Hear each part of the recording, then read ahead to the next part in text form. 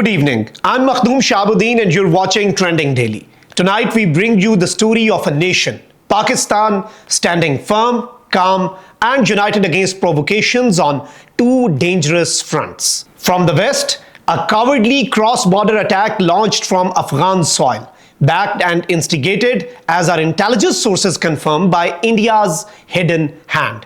And from the east, India's military leadership once again beating the drums of war, threatening annihilation and declaring preparations for Operation Sindoor 2.0.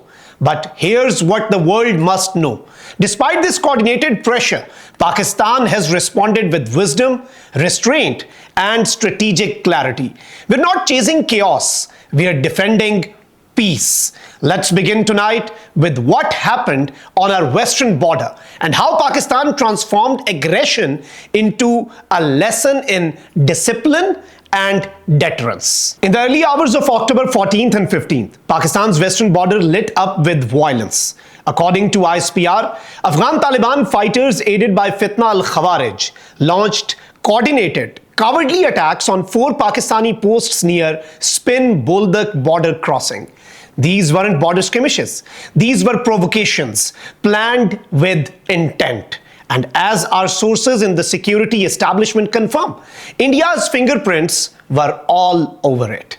The attackers used civilian villages as shields, a despicable tactic we've seen before, firing mortars from homes and marketplaces, turning divided tribal areas into complete war zones. But Pakistan's response was swift, professional, and devastatingly effective. ISPR reports that 15 to 20 Taliban fighters were killed, 8 enemy posts destroyed, and 6 tanks neutralized in retaliatory fire. Our soldiers, calm under fire, held their ground, repelled the attacks, and forced the enemy into retreat. Now let's be clear, this wasn't an isolated flare-up. It came just days after a deadly ambush on our troops in Orakzai, a TTP attack that martyred 11 Pakistani soldiers, including senior officers. And that's where the story begins to unfold. Ladies and gentlemen, the group behind these attacks, the Tehreek-e-Taliban Pakistan, operates freely across the border under the so-called protection of Afghan Taliban. For months, Pakistan has warned Kabul, do not allow your soil to be used against Pakistan. But while Islamabad pushed for peace, New Delhi pushed for chaos. It's no coincidence that Afghanistan's foreign minister was in India the same week these attacks were launched. That visit wasn't diplomacy, it was coordination. India's strategy was simple. Use Afghan soil, use the TTP, and open a second front against Pakistan. And when the bullets started flying, the aim wasn't just tactical, it was psychological warfare. India wanted to stretch Pakistan's defenses thin, east and west, while its generals beat the war drums from New Delhi. But here's what they didn't expect. Pakistan was ready. We had the intelligence, we had the resolve. And most importantly, we had the clarity not to be dragged into their chaos. In response, Pakistan carried out precision counterstrikes across Afghan territory, from Khost to Jalalabad. These were not attacks on the Afghan people. These were targeted surgical operations aimed at destroying the terror infrastructure used by the TTP and its backers. According to credible security sources, the strikes dismantled multiple safe houses and eliminated key facilitators. Pakistan didn't stop there. We took the battle from the mountains to the diplomatic tables. The Ministry of Foreign Affairs briefed international partners exposing how Fitna al-Hindustan and Fitna al-Khawarij is using its proxies to destabilize the region. And the results were swift. Within 48 hours, the Afghan regime, shaken by losses, reached out for a ceasefire through mediators in Doha and Istanbul.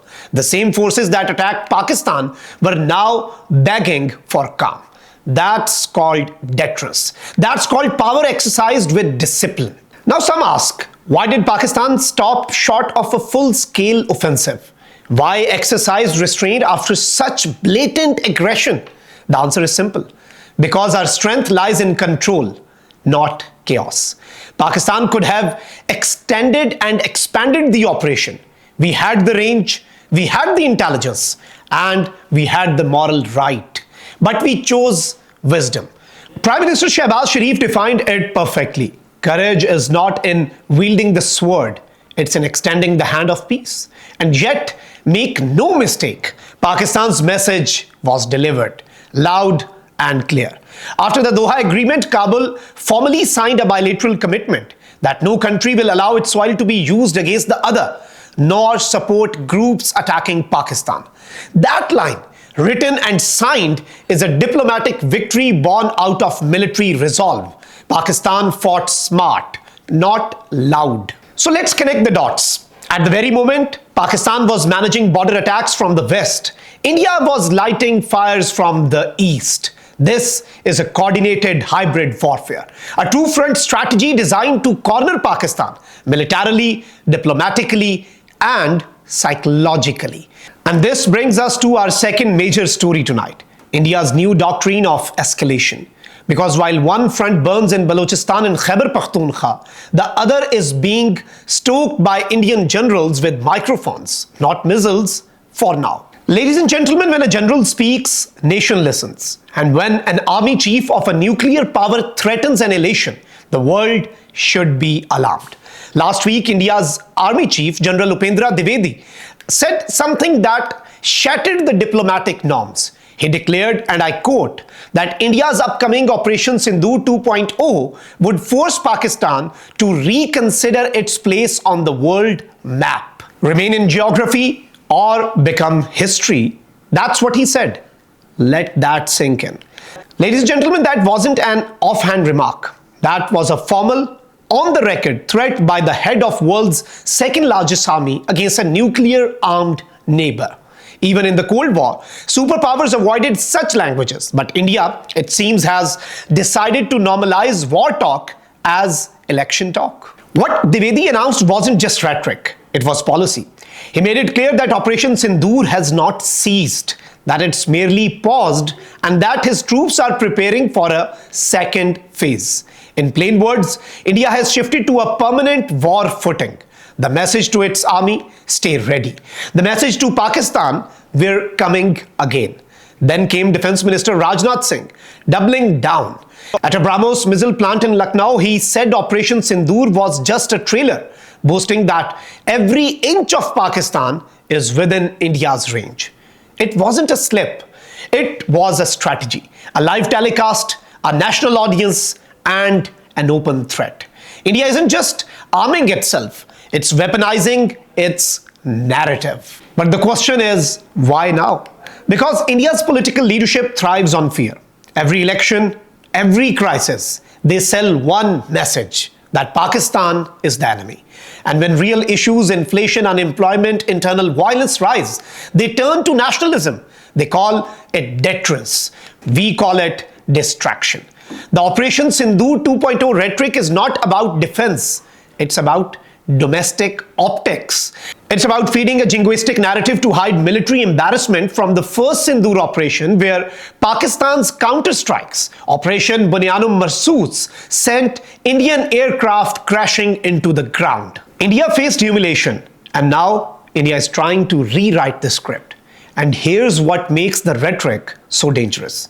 By threatening large-scale conventional war and claiming it won't be deterred by nuclear thresholds, India is dismantling South Asia's fragile deterrence balance. They're not just flexing, they are playing with fire.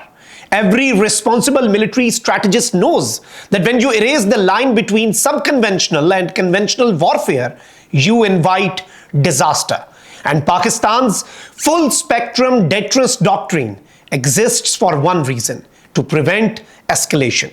But India's no-restraint policy pushes that stability into the edge. It's reckless, it's provocative, and it's not sustainable at all. Ladies and gentlemen, Pakistan's reaction was measured, professional, and firm. Pakistan's defense minister said, given India's posture, the chances of war were real. But so is our preparedness. No threats, no rhetorics, no theatrics, just facts. Pakistan doesn't need to scream its power. Our record, from aerial engagements to ground defense, speaks for itself. And our commitment to peace even speaks louder. Around the world, observers are watching closely. Even analysts sympathetic to India admit that Dwivedi's words crossed a line. When the army chief of a nuclear power talks about wiping a country off the map, that's not strategy, that's irresponsibility. Pakistan, on the other hand, is being viewed as a stabilizing force. Firm in defense, calm in diplomacy. Our consistent message is clear. We do not seek war, but we are fully prepared if it's imposed upon us. So here we are, a two-front crisis. From the west, terror launched under shadows of Afghan instability. From the east, reckless war talk from Indian generals. And in between stands Pakistan, patient, vigilant, and united. Ladies and gentlemen, our enemies want chaos. They want division. They want us to lose focus. But this time, the game has changed. Before moving forward, let's go out to the public and listen what the people of Pakistan have to say about this two-front war. सबसे पहले तो बात यह है कि तो जंग तो होनी ही नहीं चाहिए, क्योंकि जंग जो है ना वो दोनों मुल्कों का नुकसान है। लेकिन जब बंदा बाज नहीं आता है तो उसको मुंह तोड़ जवाब देना चाहिए, जैसे कि हमने दिया है और इंशाल्लाह आगे भी देते रहेंगे। अब आप देखें कि जब मई में जो पाक इंडिया वार हुई, उससे पहले हमने भी इंडिया को समझा हुआ था, यार इतनी बड़ी इकॉनमी है, इतना बड़ा मुल्क है, इतना बड़ा कंट्री है, बड़ी बड़ी बातें करता है। लेकिन जो कुछ हमने किया, आप यकीन कीजिएगा कि हम खुद इससे पहले एक्सपेक्ट नहीं कर रहे थे, लेकिन जो संदूर में हमने उनका तंदूर बनाया और आपने देखा कि किस तरह से चंद मिनट्स के अंदर उनकी सारी इंटेलिजेंस वहीं की वहीं रह गई, उनकी सियासी जो है वो बातें, बयानात, मोदी का गोदी मीडिया, वो सारा वहीं का वहीं रह गया, हमने जो मई में किया। और अब रिसेंटली आपने देखा है कि अल्हम्दुलिल्लाह पाकिस्तान के जो रिलेशन यूएस के साथ हैं, बिलखुसूस फील्ड मार्शल साहब ने जो बड़ी काविशें कर रहे हैं, रियली अप्रिशिएट। वो ज़ाहिर है कि जब कोई पाकिस्तान के लिए बेहतरी आ रही है, नो डाउट पाकिस्तान और यूएस के ताल्लुकात बेहतर होंगे, पाकिस्तान के वेस्टर्न वर्ल्ड के साथ ताल्लुकात बेहतर होंगे, तो इसमें एक क्रेडिट फील्ड मार्शल साहब को जाता है, हमें फ्रंट लाइन में जो है वो नज़र आ रहे हैं। देखिए, इंडिया को तो कम से कम इन चीज़ों को देखना चाहिए कि इससे पहले इन्होंने छुपे छुपाए जो हरकतें पाकिस्तान के अंदर की, और फिर जब कुल के सामने आया तो उसके सारी चीज़ें पूरी दुनिया को पता चला कि पाकिस्तान ने कितने अच्छी तरीके से उसको बड़ी शिकस्त से दो चार किया। फील्ड मार्शल आसिम मुनीर की जो पॉलिसी है उस हवाले से क्या कहेंगे? इंडिया को जवाब दिया, फिर अभी अफगानिस्तान को जवाब दिया, कर्ज नहीं रखा, मौके पे जवाब दिया। सर, वो पाकिस्तान का फ़ख्र है। वो तो एक पाकिस्तान को अल्लाह ताला ने एक वली दिया है मेरी नज़र में। वो इससे बेहतर आदमी पाकिस्तान को पहले भी बहुत सारे हैं, लेकिन इस वक्त इन जैसा अच्छा आदमी और पाकिस्तान का खैर ख्वाह मेरी नज़र में नहीं है, और इंशाल्लाह इनको ही रहना चाहिए, मेरी ये दिल की दुआ है। देखिए जी, मई में हमने इंडिया को भी जवाब दिया, अभी रिसेंटली हमारा जो अफगानिस्तान के साथ मामला हुआ है इन्हें भी हम सही जवाब दे रहे हैं। अब वी आर ऑलवेज़ रेडी, और इंशाल्लाह अगर इस तरह का कोई अगर things go the other way तो हम इंशाल्लाह अच्छा जवाब देंगे इस दफ़ा भी। अगर हम सूरत हाल को देखें, पिछली सिचुएशन को भी अगर हम देखें, तो फ़ौज का तो मैसेज क्लियर है दोनों ममालिक के लिए, सब ममालिक के लिए, बल्कि कि जो भी हमें ज़रा सा भी हिट करेगा भरपूर जवाब दिया जाएगा। और फ़ौज ने पिछले दिनों भी यही जवाब दिया है कि छोटी सी भी मूवमेंट का भरपूर तरीके से जवाब दिया जाएगा। Welcome back to the studios. Pakistan is not the aggressor. Pakistan is the responsible power in South Asia. We have shown the world that restraint is not weakness. It is the highest form of strength. We will defend our sovereignty, but we will not be dragged into reckless wars. We will expose every hidden hand that fuels terror, whether it is hidden in Kabul or in New Delhi. The world must choose. Will it stand with peace and justice or with propaganda and provocation? For Pakistan, the choice is clear.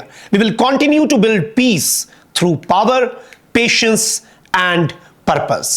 I'm Makhdoom Shahabuddin. This was Trending Daily. Stay informed, stay vigilant, and as always, Pakistan Zindabad.